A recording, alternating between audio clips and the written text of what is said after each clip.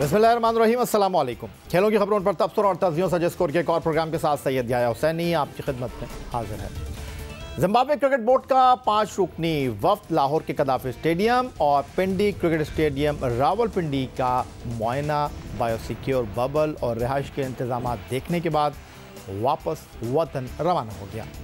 Zimbabwe cricket team 20 अक्टूबर को 3 एक रोज़ा मैच और 3 T20 मैचों की सीरीज़ खेलने के लिए पाकिस्तान पहुंचेगी। जिम्बाब्वे की टीम दौरे के लिए अपनी टीम का पहले ही ऐलान कर चुकी है, लेकिन पाकिस्तान टीम का ऐलान भी जल्द मुतवक्के है। अगरचे चीफ सेलेक्टर मिसबाह उल हक अपने ओहदे से मुस्ताफ़ी हो गए हैं, लेकिन जिम्बाब्वे के खिलाफ सीरीज़ के लिए टीम का ऐलान वही करेंगे। अब एक जानिब तो पाकिस्तान क्रिकेट का मौसम तब्दील हुआ है, तो दूसरी जानिब पिंडी और लाहौर में होने वाले मुकाबलों में भी मौसम अपना रंग दिखा सकता है, जिसके लिए मुकाबलों के औकात में तब्दीली की गई है। अगरचे पाकिस्तान क्रिकेट बोर्ड ने जिम्बाब्वे के खिलाफ सीरीज़ के मैचों के औकात कार का ऐलान कर दिया है, मौसम को मद्देनज़र रखते हुए दिन की रोशनी में मुकाबले कराने का फैसला किया गया है। 30 अक्टूबर, 1 और 3 नवंबर को रावलपिंडी में होने वाले वनडे मैच दिन 12 बजे शुरू होंगे।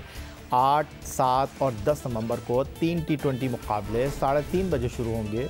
मैच जल्द कराने का फैसला मुतवक्के स्मोक और शबनम की सूरत हाल के पेश नज़र किया गया। अक्टूबर के आखिर, नवंबर के आगाज़ पर लाहौर और रावलपिंडी में कैसा मौसम रहेगा, इस बारे में मज़ीद जानते हैं। इस्लामाबाद में महकमा मौसमियात के तर्जुमान खालिद मलिक साहब हमें ज्वाइन कर रहे हैं। खुशामदीद कहेंगे खालिद मलिक साहब आपको प्रोग्राम में। पाकिस्तान क्रिकेट बोर्ड ने मुतवक्के स्मोक के पेश नज़र रावलपिंडी और लाहौर के मुकाबले दिन के औकात में करवाने का फ़ैसला किया है। आप हमें बता सकते हैं कि इन दिनों मौसम की सूरत हाल कैसी होगी, स्मोक की कैफियत क्या होगी या नहीं होगी, और रात में ओस गिरने का कितना इम्कान है?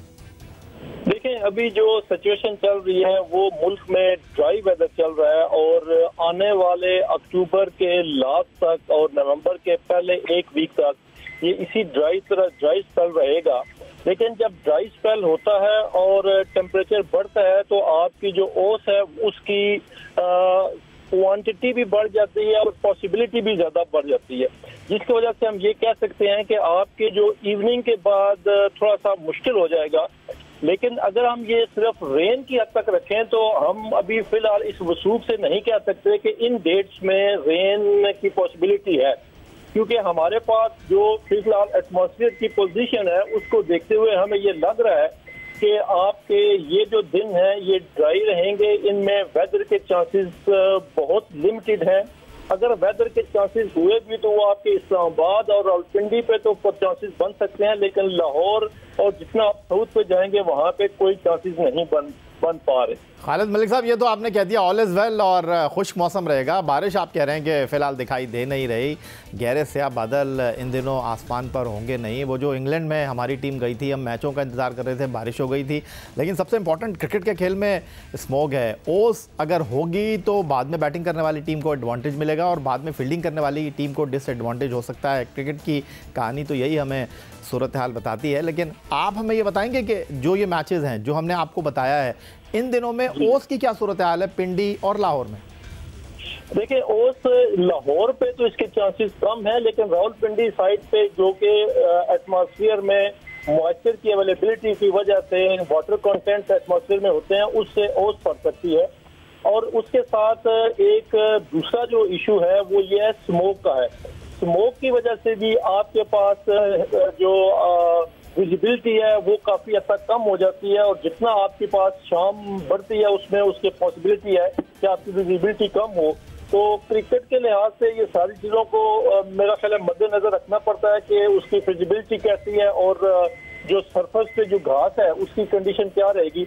लेकिन एक चीज मेट्रोलॉजी को ध्यान में रखते हुए हम ये जरूर कहेंगे कि हम जो प्रेडिक्शन कर रहे हैं ये प्रेडिक्शन मोर देन 2 वीक्स की पहले कर रहे हैं, और इस पे हम आप एक आइडिया दे सकते हैं, लेकिन कंफर्म प्रेडिक्शन इतने जल्दी पहले जो है वो बड़ा ऑब्वियस है कि हम आपके बारे में कोई ऑथेंटिक सी बात करें इस पर। ठीक हो गया, बहुत शुक्रिया। तर्जुमान महकमा मौसमियात खालिद मलिक साहब हमारे साथ मौजूद थे और बता रहे थे कि लाहौर तो नहीं लेकिन पिंडी में जो 3 एक रोज़ा मैच हैं वहाँ जब शाम होगी, फ्लड लाइट ऑन होगी तो वहाँ ओस गिर सकती है और अगर ऐसा हुआ तो फिर बाद में बैटिंग करने वाली टीम को एडवांटेज तो होगा।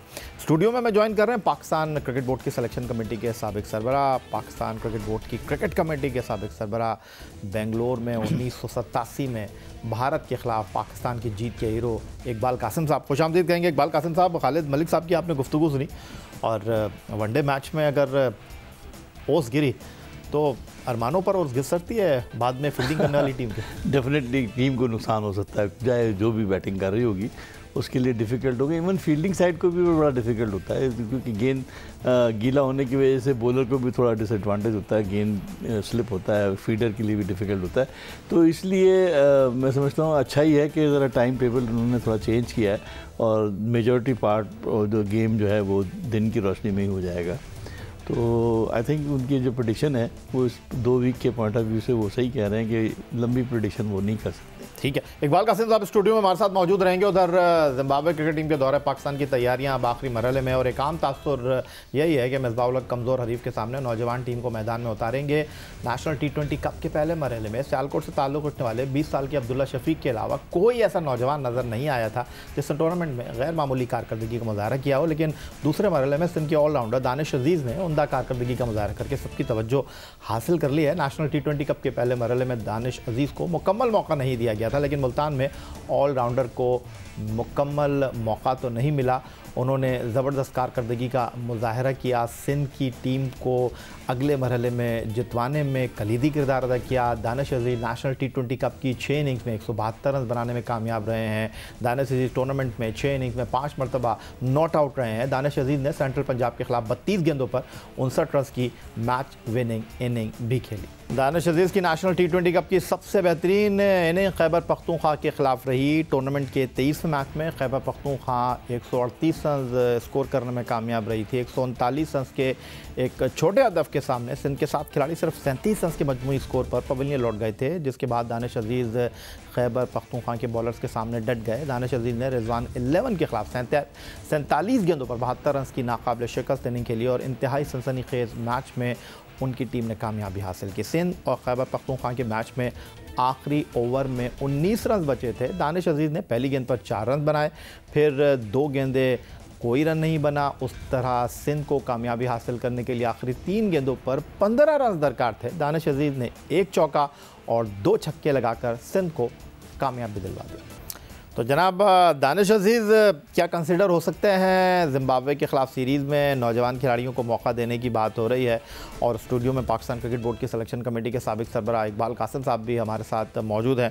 तो इकबाल कासिम साहब, क्या लग रहा है आपको, दानिश अजीज़ ने जिस तरह की कारकर्दगी का मुजाहरा किया और एक सीरीज़ से पहले, बैनुल अक़वामी सीरीज़ से पहले, तो आपको लग रहा है कि तवज्जो देंगे और फिर जो इनकी परफॉर्मेंस है वो मैच विनिंग परफॉर्मेंस है? मेरा ख्याल है दानिश अजीज़ इस टूर्नामेंट में तो काफ़ी अच्छा खेले।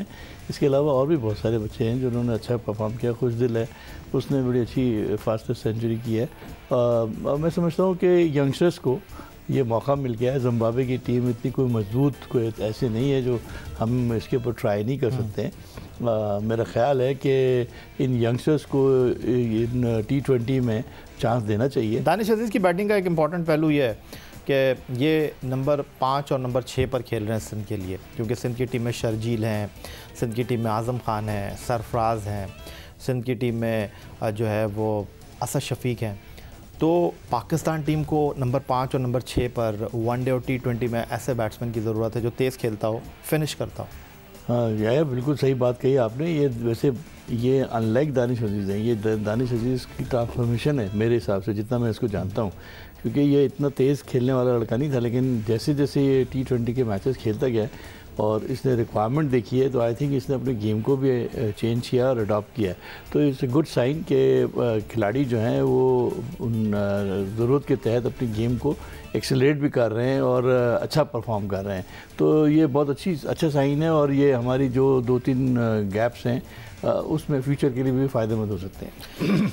अपने इस प्लेटफॉर्म पर हमारी कोशिश यही रही है कि जो कारकर्दगी दिखाने वाले खिलाड़ी हैं उनकी कारकर्दगी को इस प्लेटफॉर्म पर डिस्कस किया जाए, उनकी परफॉर्मेंस को आपके सामने रखा जाए। और दूसरी जानिब सिंध के ही batsman Azam Khan national T20 cup में खासे नुमाया रहे हैं। ख़ासतौर पर नॉर्दर्न के ख़िलाफ़ आज़म खान की 88 रन की इनिंग ने सिंध को सेमीफाइनल तक पहुंचाने में मरकज़ी किरदार अदा किया है। आज़म खान ने नॉर्दर्न की मजबूत बॉलिंग लाइनअप के ख़िलाफ़, जिसमें मोहम्मद आमिर, सोहेल तनवीर, शादाब खान, इमाद वसीम और मोहम्मद नवाज जैसे बॉलर शामिल थे, इनमें से किसी बॉलर को भी वो खातिर में नहीं लाए। आज़म खान ने 43 गेंदों पर 8 छक्कों और 5 चौकों की मदद से 88 रन की इनिंग खेली। Azam Khan national T20 cup के टॉप स्कोरर्स में अब शामिल हो गए हैं। आज़म खान ने 9 मैचों में 173 के स्ट्राइक रेट से 254 रन बनाए हैं। आज़म खान मोइन खान साहब के फर्जंद हैं और कोयटा ग्लैडिएटर के लिए सीज़न 5 2020 खेले और चंद अच्छी इनिंग्स इनके क्रेडिट पर हैं और अब नेशनल T20 कप खेल रहे हैं। लेकिन इस परफॉर्मेंस के साथ ये जो इन्होंने नॉर्दर्न के ख़िलाफ़ इनिंग खेली, ग्राउंड के चारों जानिब स्ट्रोक खेले, अपनी सलाहियत को पेश किया और इनके बारे में कहा जाता है ज़रा एग्रेसिव अंदाज में खेलते हैं, हिट ज़रूर मारते हैं, लेकिन इनकी जो फिटनेस है उस पर सबसे बड़ा सवालिया निशान है। आपको लगता है कि इनको खिलाना चाहिए? आपको लगता है कि अभी इनको इसी तरह लेकर चलना चाहिए? देखिए, मेरे हिसाब से आज़म जो है वो पिछले PSL में भी आई थिंक जी अभी 8-6 महीने पहले और बड़ा अच्छा परफॉर्मेंस करता रहा है, बट है प्रोस्पेक्ट पाकिस्तान के लिए बहुत अच्छा है, इसमें कोई दो राय नहीं है। और हमेशा जब भी खेला है उसने अपनी सलाहियतों का लोहा मनवाया। अब सवाल सिर्फ इतना सा है कि वो जो रिक्वायर्ड फिटनेस लेवल है जिसका मिसबाह अक्सर बेशतर जिक्र, उन्होंने कैटेगोरिकली कहा है कि शर्जील ने रन्स किए हैं लेकिन मुझे फिट शर्जील चाहिए। जी बिल्कुल, आई थिंक वो अपनी जगह पे सही है। इंटरनेशनल कंपटीशन में देखिए बहुत ज़रा डिफरेंट लेवल होता है और फिटनेस का लेवल अगर ज़रा सा 19-20 तो चल सकता है, मगर बहुत ज़्यादा हो डिफरेंस तो बड़ा मुश्किल होता है। पाकिस्तान क्रिकेट बोर्ड की सिलेक्शन कमेटी के साबिक सरबरा, पाकिस्तान क्रिकेट बोर्ड की क्रिकेट कमेटी के साबिक सरबरा, बेंगलोर में 1987 में भारत के खिलाफ पाकिस्तान जीत के हीरो इकबाल कासिम स्टूडियो में हमारे साथ मौजूद हैं। गुफ्तगू के सिलसिले को मज़ीद आगे बढ़ाएंगे एक ब्रेक के बाद।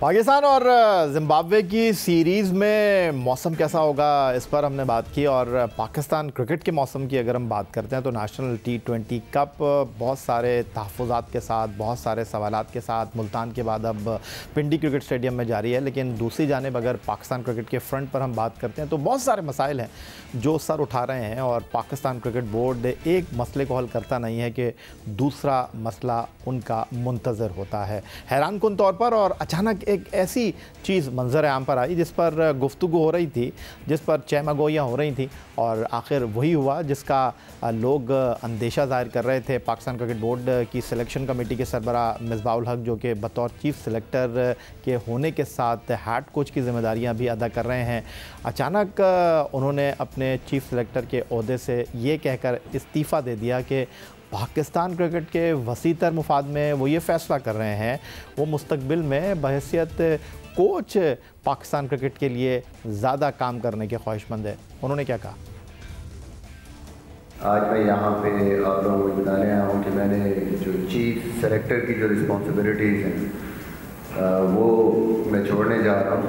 और सबसे इम्पोर्टेंट चीज़ ये है कि मैं बताऊँ ना इसका जो मेनली मकसद है वो ये है कि मैं आगे जो पाकिस्तान की जो कमिटमेंट्स हैं इंटरनेशनल अगले 2 सालों में 10 मेजर हमारी कमिटमेंट्स हैं इंटरनेशनल क्रिकेट के हवाले से और मेनली उसमें कुछ टूर्स ऐसे हैं कि वो ज़्यादातर हम पाकिस्तान से बाहर रहेंगे, तो उसको देखते हुए मुझे लगा कि बड़ा मुश्किल हो जाएगा मेरे लिए एज ए चीफ सेलेक्टर काम करना।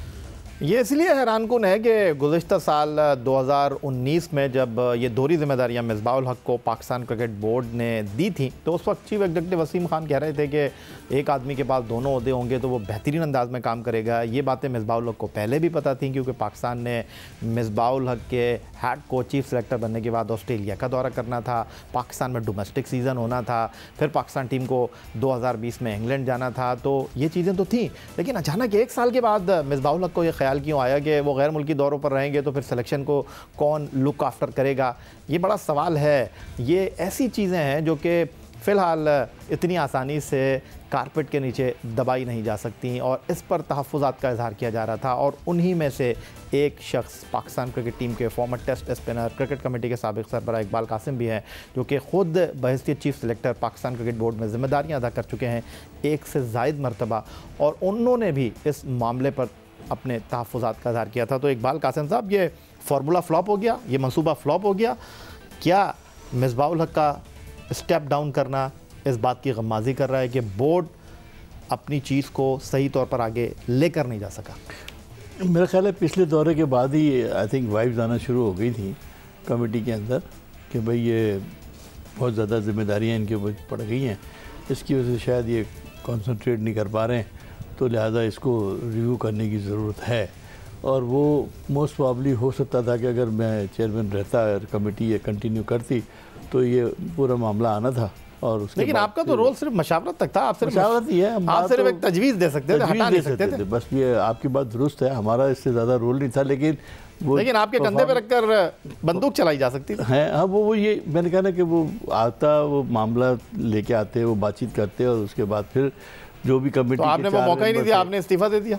भाई मैं तो इधर आपने इस्तीफा दिया, उधर मिसबाह ने इस्तीफा दे दिया। देखिए अब उसमें कुछ मेरा कंट्रीब्यूशन ही नहीं था, तो मैं क्या करता उसमें बैठ के ना, उसमें ज़्यादा कोई ऐसी सिचुएशन नहीं थी कि आदमी, देखें हमने ज़िंदगी भर काम किया है, कुछ ना कुछ कंट्रीब्यूट करने के लिए किया है ना, कुछ थोड़ा बहुत अपना इनपुट देने की कोशिश किया है। अगर उसमें सिर्फ मशावरत ही है तो मशावरत में जब इतनी ऐसी बात ही नहीं है तो क्या करना हो जाएगा? इकबाल कासिम बाएं हाथ से स्पिन बॉलिंग करते थे और बैट्समैन के सब्र का इम्तिहान लेते थे, उसको फ्लाइट देते थे, क्रीज से बाहर निकलकर खेलने के लिए चकमा देते थे। लेकिन दूसरी जानिब इस वक्त टेलीफोन लाइन पर हमें ज्वाइन कर रहे हैं senior sports journalist Mirza Iqbal Baig साहब, जो लगी लिपटी रखते नहीं हैं, जो खुला गुफ्तगू करते हैं और दलाइल के साथ गुफ्तगू करते हैं। तो इकबाल बेग साहब, आपने गुफ्तगू सुनी इकबाल कासिम साहब की, और आप इस तमाम सूरत हाल को किस तरह देख रहे हैं कि 1 साल में आपका फार्मूला फेल हो गया, 1 साल में आपको लगा कि जनाब वो दौरे पे होंगे तो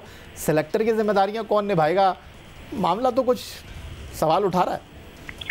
1 साल में ये फार्मूला नहीं, कई फार्मूले फेल हुए पाकिस्तान क्रिकेट बोर्ड के। आप देखें जब से वसीम खान चीफ एग्जीक्यूटिव बने और मिसबाह उल हक कह रहे हैं कि इन्होंने बोर्ड को बता दिया, मेरे जराए बताते हैं कि बोर्ड ने इनको बता दिया था कि आप दोनों से एक ओहदा छोड़ दें और अगर आप नहीं छोड़ेंगे तो हम अनाउंस करेंगे। तो मिसबाह उल हक ने नविश्ते दीवार पढ़ लिया था या और कल आपने प्रेस कॉन्फ्रेंस में अगर उनकी शक्ल देखी हो, बड़े डिजेक्टेड, दिल बर्दाश्ता, डिसहार्टेड लग रहे थे मिसबाह उल हक। वो मिसबाह लग ही नहीं रहे थे, ऐसा लग रहा था कि बड़े बोझल दिल के साथ वो अल्फाज उसका साथ नहीं दे रहे, वो ऐलान कर रहे हैं। बहुत शुक्रिया इकबाल कासिम साहब, आपका बहुत शुक्रिया। मिर्ज़ा इकबाल बेग साहब हमारे साथ मौजूद थे और मिसबाह उल हक के फैसले पर अपनी राय का इज़हार कर रहे थे, और दोनों का यही कहना है कि ये जो फैसला है पाकिस्तान क्रिकेट बोर्ड का 1 साल पहले किया गया कि चीफ सेलेक्टर और हेड कोच एक शख्स को होना चाहिए, दोहरी जिम्मेदारियां जो हैं वो एक शख्स को अदा करनी चाहिए, वो फैसला पाकिस्तान क्रिकेट बोर्ड का मिसबाह उल हक के इस्तीफ़ा देने के बाद नाकाम हो गया है। यही था जनाब आज का हमारा ये प्रोग्राम। ट्विटर पर आप मुझे फॉलो कर सकते हैं, फेसबुक पर हमारा पेज score.geo, जहाँ जाकर आप इस प्रोग्राम के क्लिप्स एक बार फिर देख सकते हैं, और आप हमें ईमेल कर सकते हैं score@geo.tv पर। इस दुआ, इस उम्मीद, इस तवक्को के साथ कि पाकिस्तान में खेलों खिलाड़ी तरक्की करते रहें, सैयद याहिया हुसैनी को स्कोर की पूरी टीम के साथ अगले प्रोग्राम तक के लिए इजाज़त दीजिए। अल्लाह हाफ़िज़।